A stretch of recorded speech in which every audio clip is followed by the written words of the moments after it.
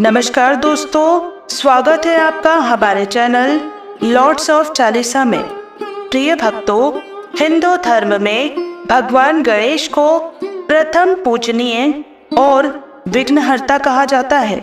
इनकी पूजा से कार्य में बाधाएं नहीं आती और सभी कार्य सफलतापूर्वक संपन्न होते हैं। रिद्धि सिद्धि के दाता कहे जाने वाले भगवान गणेश की पूजा के लिए बुधवार का दिन अति उत्तम माना जाता है। इस दिन पूजा पाठ, व्रत और मंत्रों के जाप से श्री गणेश शीघ्र ही प्रसन्न होते हैं और भक्तों को आशीर्वाद देते हैं। इस मंत्र के जाप से घर के सारे कलह कलेश दूर होते हैं, घर खुशियों से भरा रहता है और धन धान्य, संपत्ति, समृद्धि, वैभव, विद्या, पराक्रम, शादी में विलंब आदि जैसी समस्याओं का निवारण होता है। इस मंत्र का जाप करने से विवाह में आ रही अड़चन दूर होती है। जिन लोगों के विवाह में देरी हो रही हो, इस मंत्र को पूरा 108 बार सुने व गुनगुनाए। महामंत्र इस प्रकार है।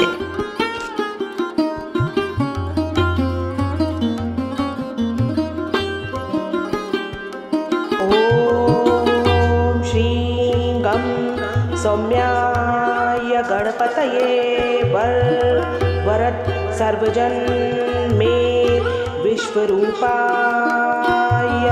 मम विवाह कुरु स्वाहा। ओम श्री गं सौम्याय गणपतये वरद सर्वजन में विश्वरूपाय मम विवाह कुरु स्वाहा। ओम श्री गं सौम्याय गणपतये वरद सर्वजन में विश्वरूपाय मम विवाह कुरु स्वाहा।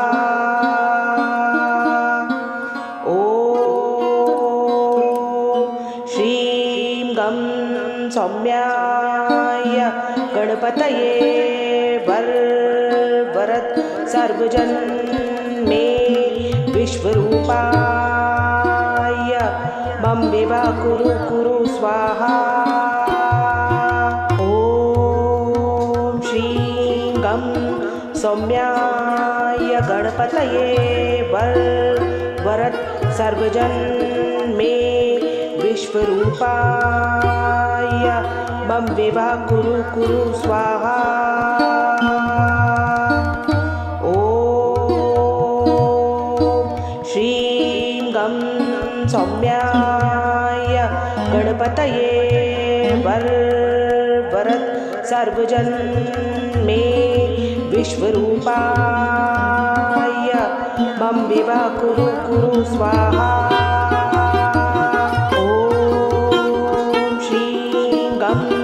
सौम्याय गणपतये वरद सर्वजन में विश्वरूपाय मम विवाह कुरु स्वाहा। ओम श्री गं सौम्याय गणपतये वरद सर्वजन विश्वरूपाय मम विवाह कुरु स्वाहा। ओम श्री गं सौम्याय गणपतये वरद सर्वजन में विश्वरूपाय मम विवाह कुरु स्वाहा।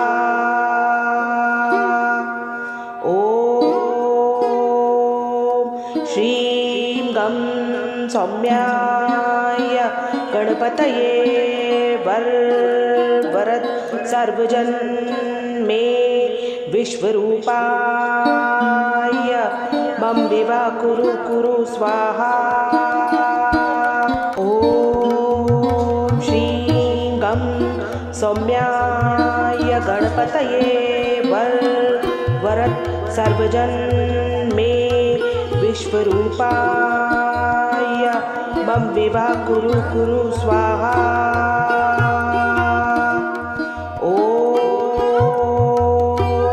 श्रीं गं सौम्याय गणपतये वरद सर्वजन मे विश्वरूपाय मम विवाह कुरु स्वाहा। ॐ श्रीं गं सौम्याय गणपतये वरद सर्वजन मे विश्वरूपाय मम विवाह कुरु स्वाहा।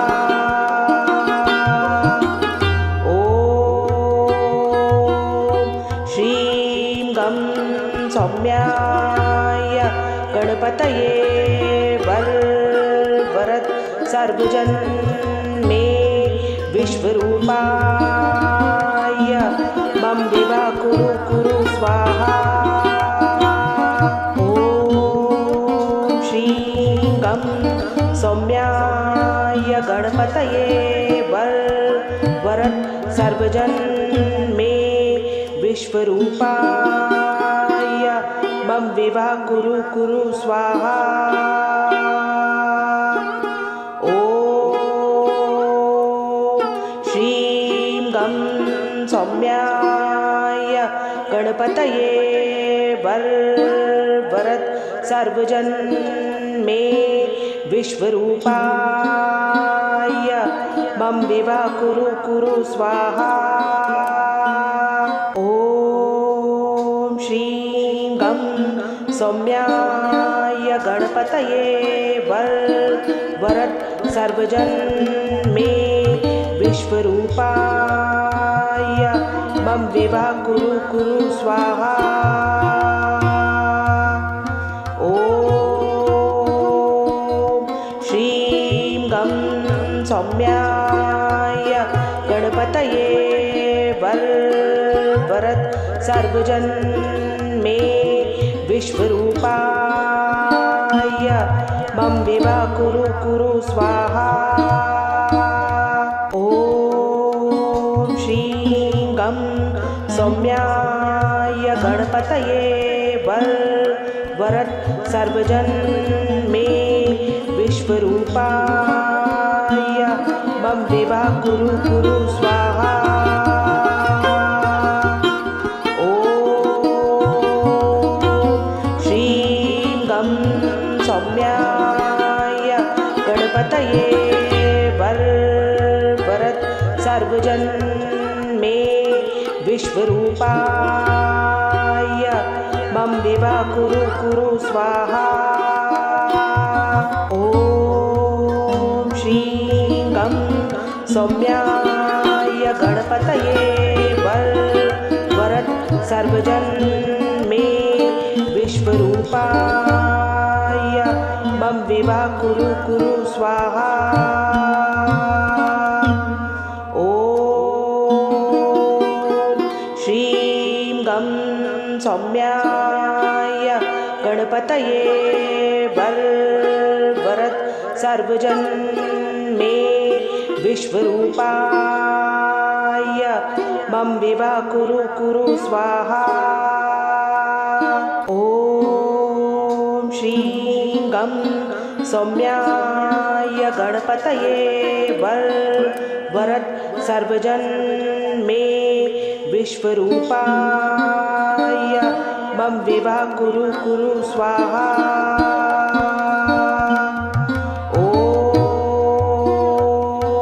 श्रीं गं सौम्याय गणपतये वरद सर्वजन मे विश्वरूपाय मम विवाह कुरु स्वाहा। ॐ श्रीं गं सौम्याय गणपतये वरद सर्वजन मे विश्वरूपाय मम विभा कुरु कुरु स्वाहा। ॐ श्रीं गं सौम्याय गणपतये वरद सर्वजन मे विश्वरूपाय मम विभा कुरु कुरु स्वाहा। ॐ श्रीं गं सौम्याय गणपतये वरद सर्वजन मे विश्वरूपाय मम विभा कुरु कुरु स्वाहा। ॐ श्रीं गं सौम्याय गणपतये वरद सर्वजन मे विश्वरूपाय मम विभा कुरु कुरु स्वाहा। ॐ श्रीं गं सौम्याय गणपतये वरद सर्वजन मे विश्वरूपाय मम विभा कुरु कुरु स्वाहा। ॐ श्रीं गं सौम्याय गणपतये वरद सर्वजन मे विश्वरूपाय मम विभा कुरु कुरु स्वाहा।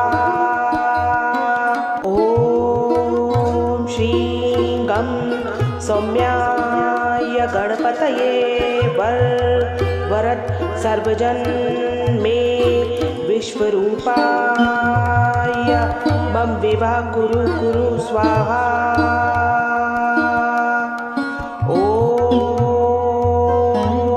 श्रीं गं सौम्याय गणपतये वरद सर्वजन मे विश्वरूपाय मम विभा कुरु कुरु स्वाहा। ॐ श्रीं गं सौम्याय गणपतये वरद सर्वजन मे विश्वरूपाय मम विभा कुरु कुरु स्वाहा। ॐ श्रीं गं सौम्याय गणपतये वरद सर्वजन मे विश्वरूपाय मम विभा कुरु कुरु स्वाहा। ॐ श्रीं गं सौम्याय गणपतये वरद सर्वजन मे विश्वरूपाय मम विभा कुरु कुरु स्वाहा। ॐ श्रीं गं सौम्याय गणपतये वरद सर्वजन मे विश्वरूपाय मम विभा कुरु कुरु स्वाहा। ॐ श्रीं गं सौम्याय गणपतये वरद सर्वजन मे विश्वरूपाय मम विभा कुरु कुरु स्वाहा। ॐ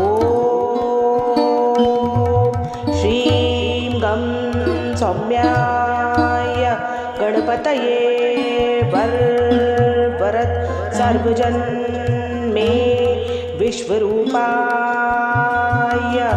मम विभा कुरु कुरु स्वाहा। ॐ श्रीं गं सौम्याय गणपतये वरद सर्वजन मे विश्वरूपाय मम विभा कुरु कुरु स्वाहा। ॐ श्रीं गं सौम्याय गणपतये वरद सर्वजन मे विश्वरूपाय मम विवाह कुरु कुरु स्वाहा। ओम श्रीं गं सौम्याय गणपतये वरद सर्वजन मे विश्वरूपाय मम विवाह कुरु कुरु स्वाहा। ओम श्रीं गं सौम्याय गणपतये वरद सर्वजन मे विश्वरूपाय मम विवाह कुरु कुरु स्वाहा। ओम श्रीं गं सौम्याय गणपतये वरद सर्वजन मे विश्वरूपाय मम विवाह कुरु कुरु स्वाहा। ओम श्रीं गं सौम्याय गणपतये वरद सर्वजन मे विश्वरूपाय मम विवाह कुरु कुरु स्वाहा। ओम श्रीं गं सौम्याय गणपतये वरद सर्वजन मे विश्वरूपाय मम विवाह कुरु कुरु स्वाहा। ओम श्रीं गं सौम्याय गणपतये वरद सर्वजन मे विश्वरूपाय मम विवाह कुरु कुरु स्वाहा। ओम श्रीं गं सौम्याय गणपतये वरद सर्वजन मे विश्वरूपाय मम विवाह कुरु कुरु स्वाहा। ओम श्रीं गं सौम्याय गणपतये वरद सर्वजन मे विश्वरूपाय मम विवाह कुरु कुरु स्वाहा।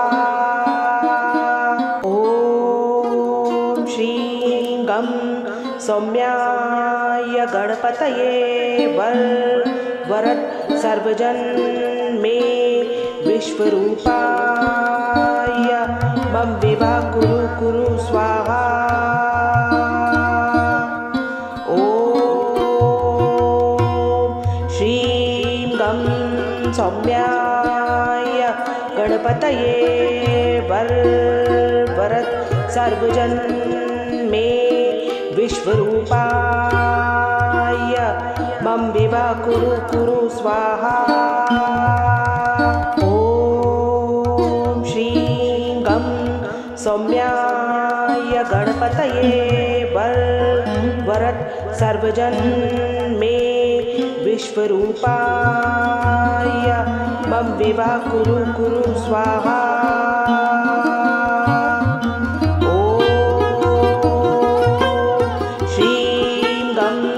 सौम्याय गणपतये वरद सर्वजन मे विश्वरूपाय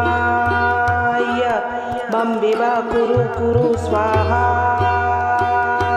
ओम श्रीं गं सौम्याय गणपतये वरद सर्वजन मे विश्वरूपाय मम विवाह कुरु कुरु स्वाहा। ओम श्रीं गं सौम्याय गणपतये वरद सर्वजन मे विश्वरूपाय मम विवाह कुरु कुरु स्वाहा।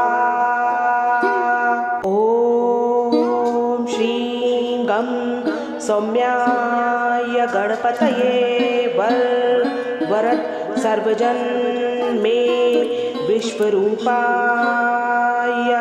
मम विवाह कुरु स्वाहा। ॐ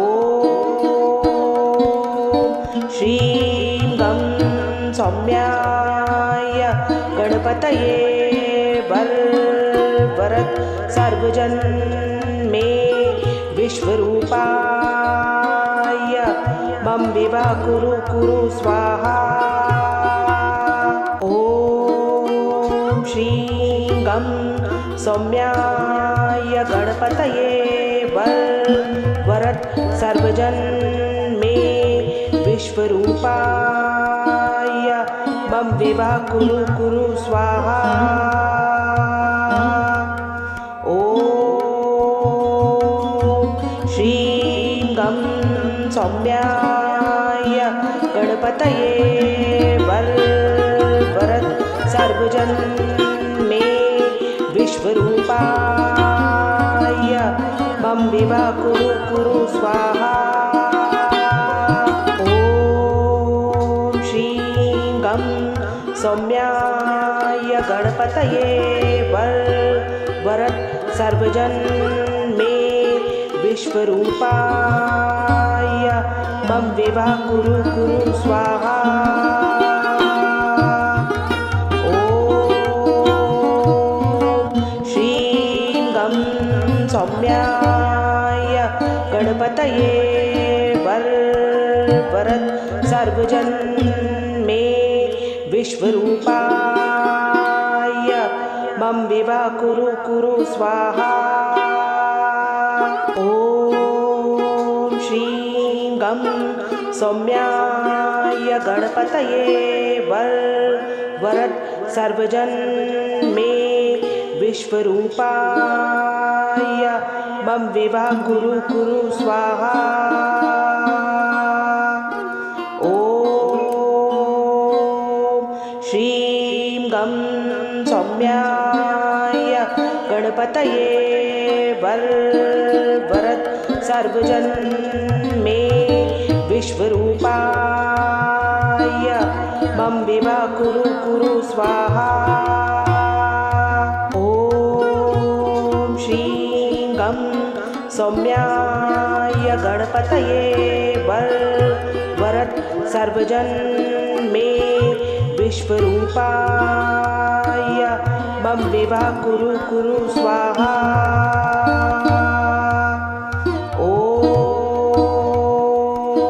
श्रीं गं सौम्याय गणपतये वरद सर्वजन मे विश्वरूपाय मम विवाह कुरु स्वाहा। ॐ श्रीं गं सौम्याय गणपतये वरद सर्वजन मे विश्वरूपाय मम विवाह कुरु स्वाहा। ॐ श्रीं गं सौम्याय गणपतये वरद सर्वजन मे विश्वरूपाय मम विवाह कुरु स्वाहा। ॐ श्रीं गं सौम्याय गणपतये वरद सर्वजन मे विश्वरूपाय मम विवाह कुरु स्वाहा। ॐ श्रीं गं सौम्याय गणपतये वरद सर्वजन मे विश्वरूपाय मम विवाह कुरु स्वाहा। ॐ श्रीं गं सौम्याय गणपतये वरद सर्वजन मे विश्वरूपाय मम विवाह कुरु कुरु स्वाहा। ॐ श्रीं गं सौम्याय गणपतये वरद सर्वजन मे विश्वरूपाय मम विवाह कुरु कुरु स्वाहा। ॐ श्रीं गं सौम्याय गणपतये वरद सर्वजन मे विश्वरूपाय मम विवाह कुरु कुरु स्वाहा।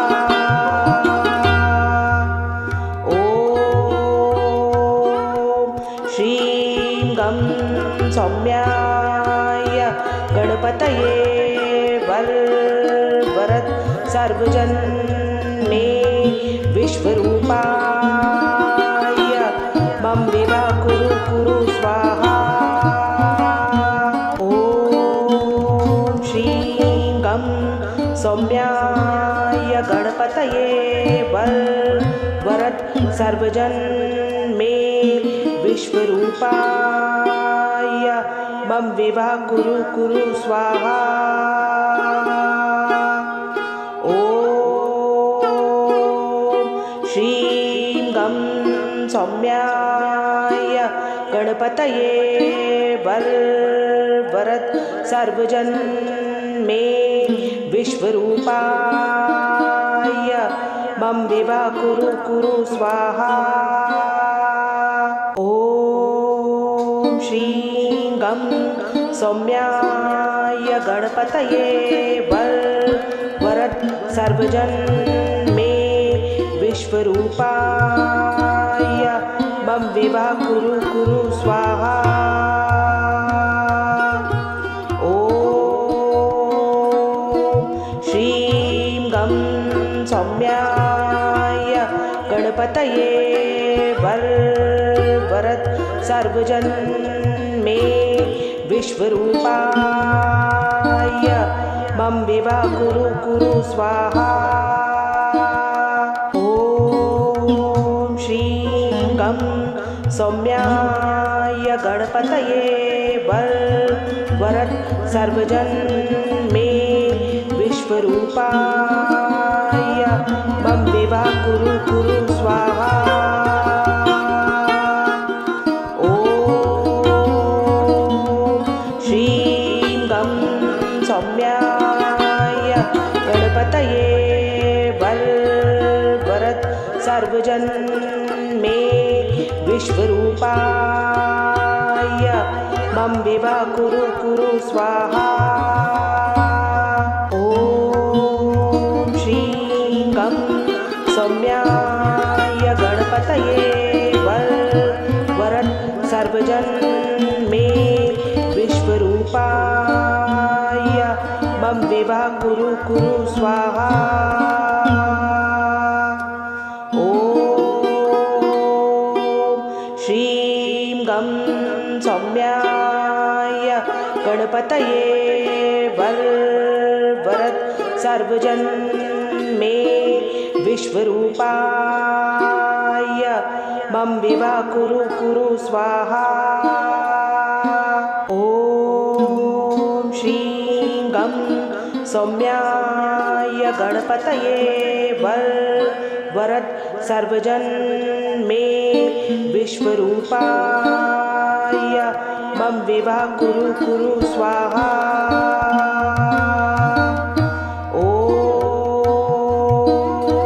श्रीं गं सौम्याय गणपतये वरद सर्वजन मे विश्वरूपाय मम विवाह कुरु कुरु स्वाहा। ॐ श्रीं गं सौम्याय गणपतये वरद सर्वजन मे विश्वरूपाय मम विवाह कुरु कुरु स्वाहा। ॐ श्रीं गं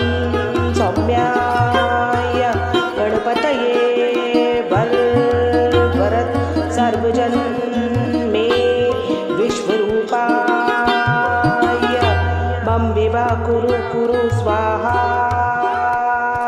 ॐ श्रीं गं सौम्याय गणपतये वरद सर्वजन मे विश्वरूपाय मम विवा कुरु कुरु स्वाहा। ॐ श्रीं गं सौम्याय गणपतये वरद सर्वजन मे विश्वरूपाय मम विवा कुरु कुरु स्वाहा। ॐ श्रीं गं सौम्याय गणपतये वरद सर्वजन मे विश्वरूपाय मम विवा कुरु कुरु स्वाहा। ॐ श्रीं गं सौम्याय गणपतये वरद सर्वजन मे विश्वरूपाय मम विवा कुरु कुरु स्वाहा। ॐ श्रीं गं सौम्याय गणपतये वरद सर्वजन मे विश्वरूपाय मम विवा कुरु कुरु स्वाहा। ॐ श्रीं गं सौम्याय गणपतये वरद सर्वजन